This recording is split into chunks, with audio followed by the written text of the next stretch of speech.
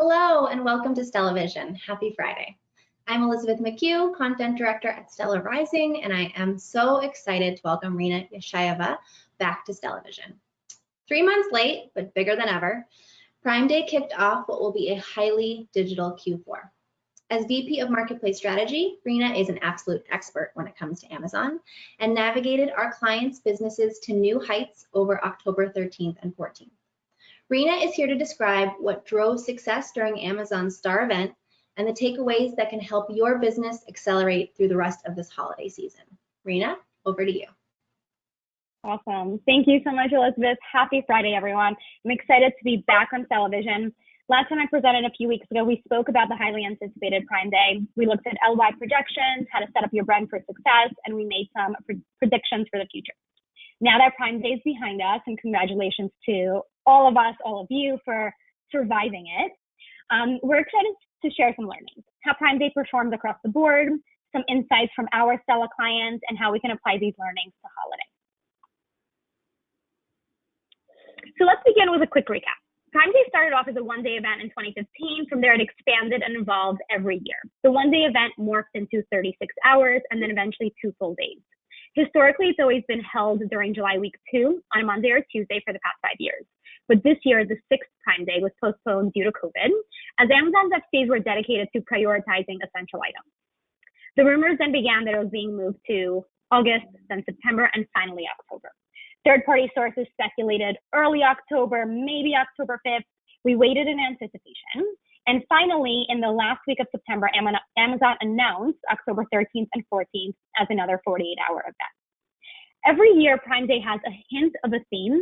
And this year's theme or slogan, as you can see from the image up here, was check off that gift list today, making it very clear that Amazon has officially kicked off the holiday season. Every year, there's a wide range of various deals during Prime Day, with slightly different names and placements year over year. In years past, Prime member promotions and lightning deals were front and center. This year, Amazon displayed what they called Prime Day deals with the blue badge with a discount that applied at checkout rather than on the detail page. Coupons were very prominent, as similar to Prime deals. They had very clear merchandising with the green badge, so you know that there was a discount to be applied. As one of the main goals of Prime Day was to drive Prime membership. Certain deals were reserved for Prime members only, incentivizing you to join the program. Lastly, one key driver of differentiation this year was Amazon Live. We have a screenshot over on the right-hand side. Amazon's video streaming service, both through Amazon Managed, so you can pay Amazon a lot of money to show up on Amazon Live, or you can do this through self-service. You know, being a content creator, you can think of it similar to if QVC and YouTube got together. This gave the opportunity for brands and influencers alike to review and feature ASINs that were specifically on deal, further enhancing the shopper experience this year. The actual assortment on deals covered all categories across the board. So similar to years past, Amazon placed a huge focus on their own devices, of course, and their own private label brands, as well as electronics and smart homes. This year, Amazon also added a focus to supporting small and local businesses more so than ever, including Amazon Handmade, which is Amazon's version of Etsy.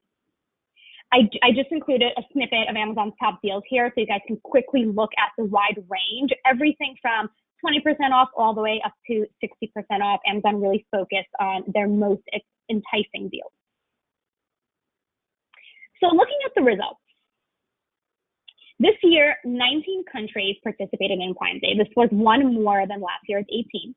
Before Prime Day, eMarketer had estimated Prime Day sales to generate $9.9 billion in global sales. And although Amazon has not shared the exact size of the event, not surprisingly, what they did share was their 3P number. So 3P sellers generated $3.5 billion in sales this year, up 60% year over year, a staggering increase. Prime members saved $1.4 billion this year versus $1 billion last year. And reputable third-party sources are estimating that the overall lift was 35% to last year. Sellers make up 60% of Amazon's marketplace, and they are responsible for the majority of the year-over-year growth. So it's not a surprise that this is what Amazon chose to highlight. 3P sellers sold a lot of bedding, electronics, nutrition, and wellness. However, the best-selling ASINs that you guys can see on the right-hand side remains sold by vendors or Amazon owned, such as the Fire TV, the Roomba, and the Echo. So I know what you guys are all dying to know. What did we buy here at Stella?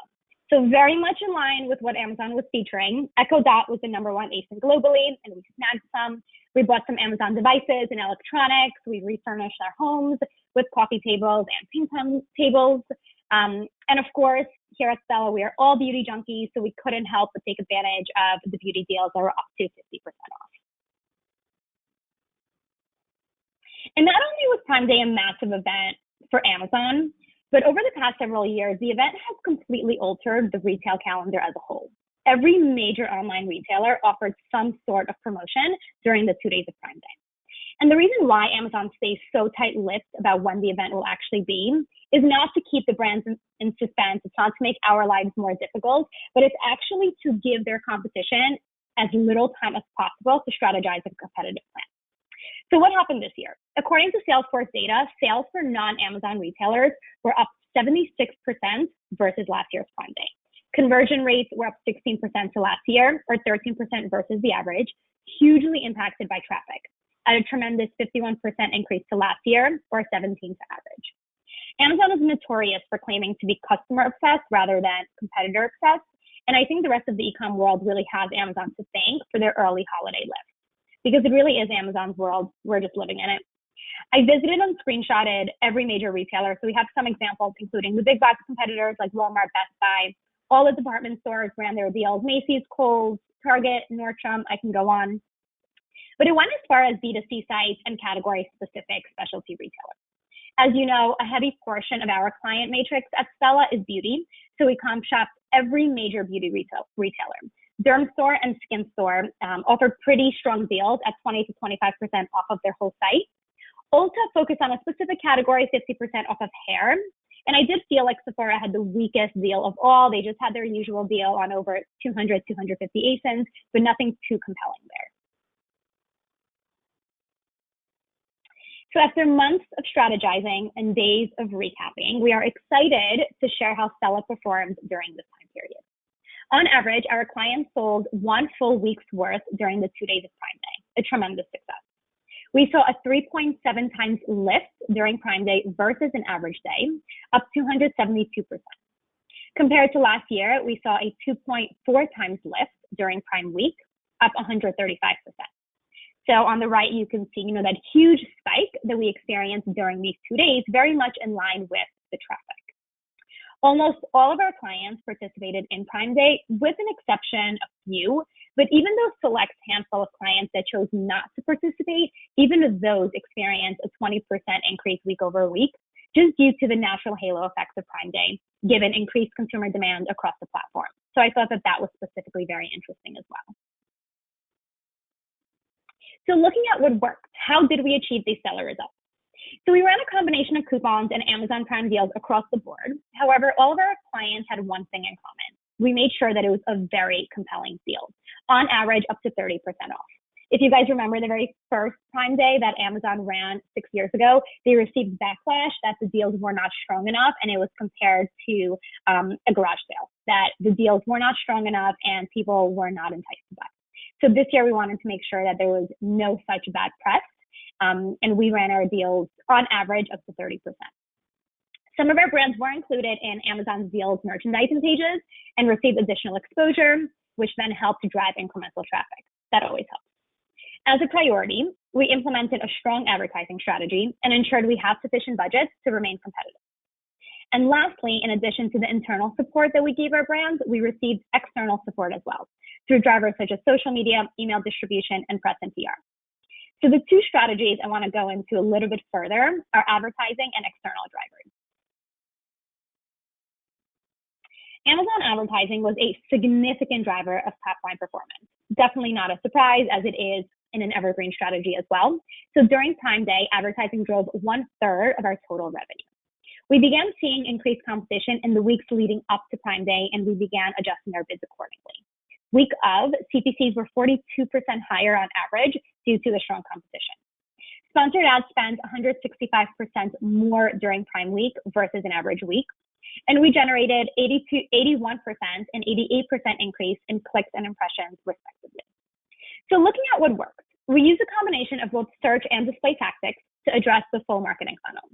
We adjusted our ad campaigns to focus on those specific ASINs that we were running on deal or coupon. Majority of our clients ran across their full catalog, but those that just focused on either a select handful of ASINs or a select subcategory, we wanted to make sure that we adjusted our campaigns accordingly. So we created Prime Day specific campaigns with updated sponsored brand headlines to reflect promotional messaging, letting the consumers know that there were great savings available. Of course, this part is an evergreen strategy, but leveraging sponsor brand video and custom creative is just another way to help you stand out against your competition. And most importantly, no amount of planning can ever replace real-time data. So we monitored performance and live search in real time, adjusting bids and campaign budgets numerous times during the day to ensure maximum visibility and fight off our competition.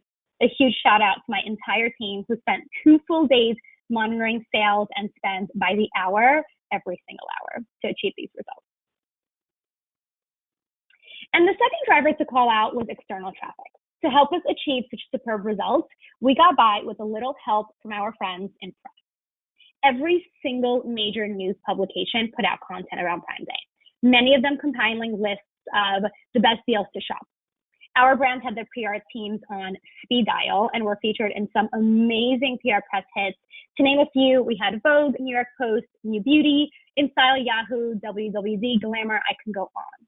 And on average, we saw that those clients that supplemented their efforts with press actually experienced a 6 times lift in their sales versus our average of 3.7 that I just mentioned. So this obviously goes to show just what an impact that this has on the business.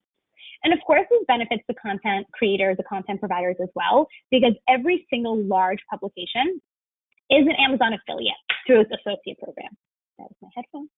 And they make up to 10% commission on sales driven through their links. So it really is a win-win for all, for the brands as well as for the publishers as well.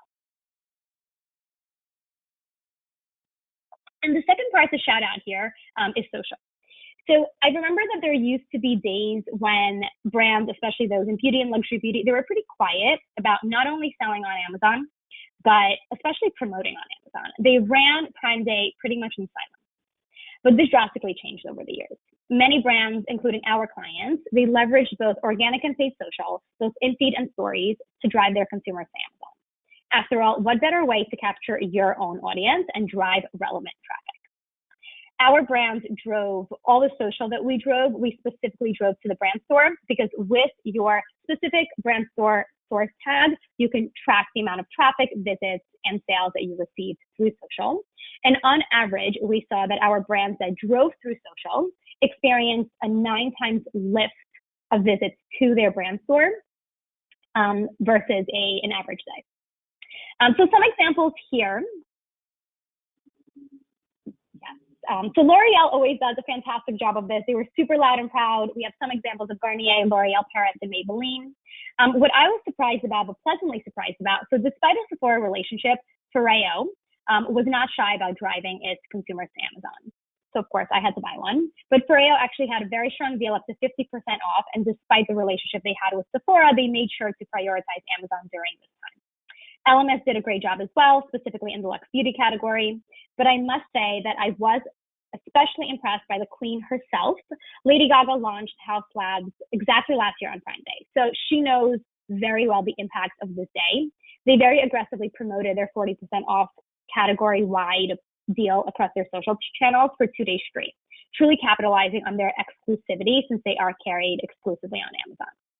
So seeing what a large role social played in this year's Prime Day begs the question, are luxury beauty brands finally breaking the stigma of Amazon? I do think we're getting closer every day.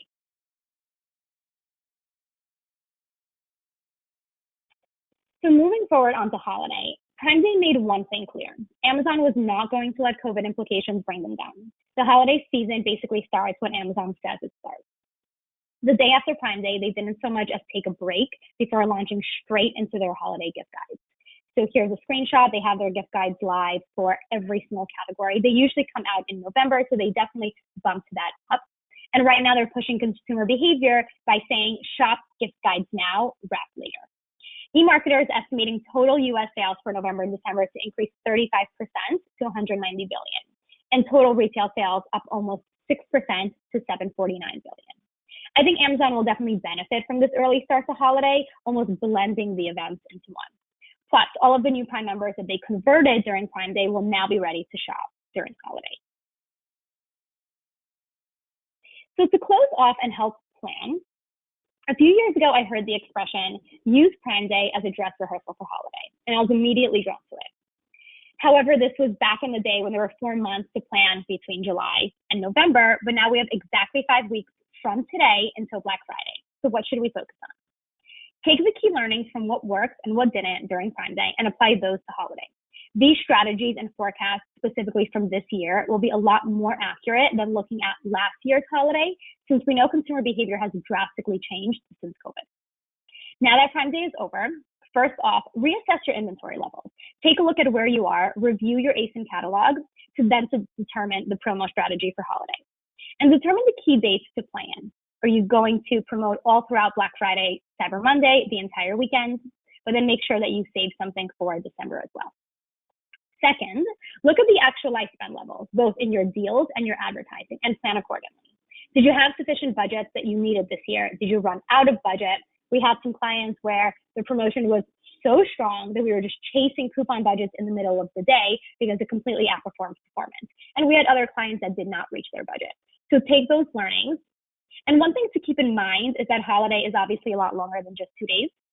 So making sure that you have the right levels to get you through Black Friday, Cyber Monday weekend, and then into December. Some learnings as it relates to advertising. Leverage a mix of all of your ad types as we discussed, and add your promo messaging in to let your consumer know that they do indeed have a deal. And finally, although Prime Day is Amazon's time to shine, that's the main difference with holiday. Holiday, on the other hand, is across your D2C and your retailers as well. So make sure to align your Amazon holiday strategy with your D2C strategy to avoid cannibalization and encourage cross-shopping instead. One thing's for sure, it'll definitely be a Q4 unlike any other, and we do look forward to continuing the strong momentum. I want to thank you guys all so much for joining. We do have some time for questions. You should have a question panel, so feel free to ask some questions in and we will take them.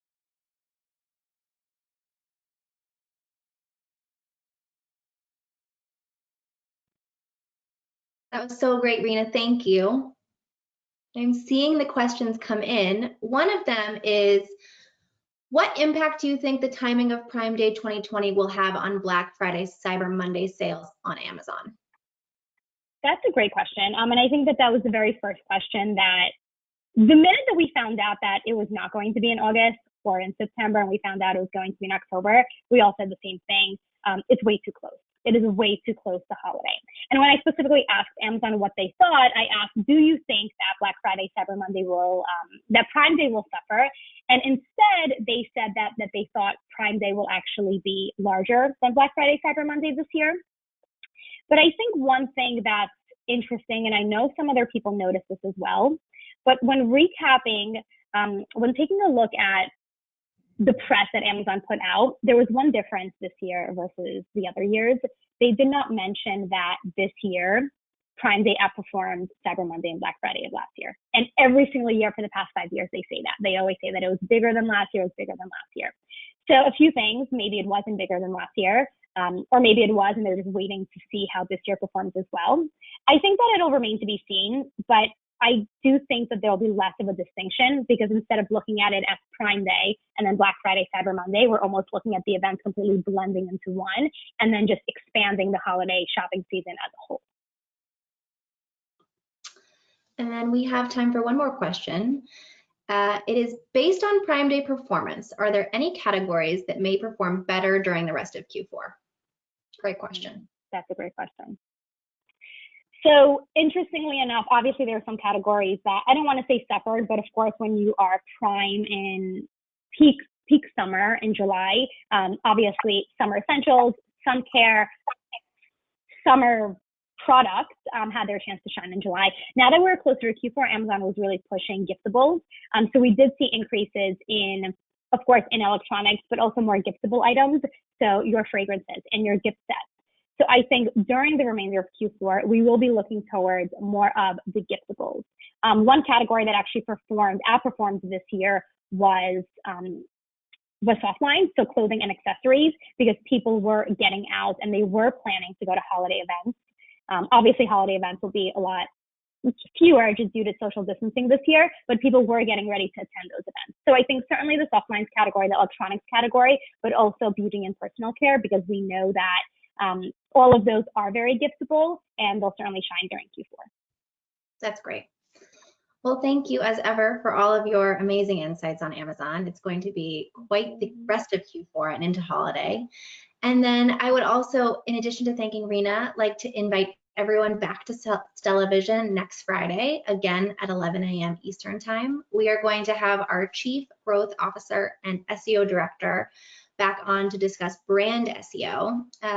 They'll have learnings that will help you now, but also really help propel your brand to a stronger 2021. So we would love to see you back here next week, and please don't hesitate to reach out to Rena or myself with any questions about today's presentation. Thank you. Thank you.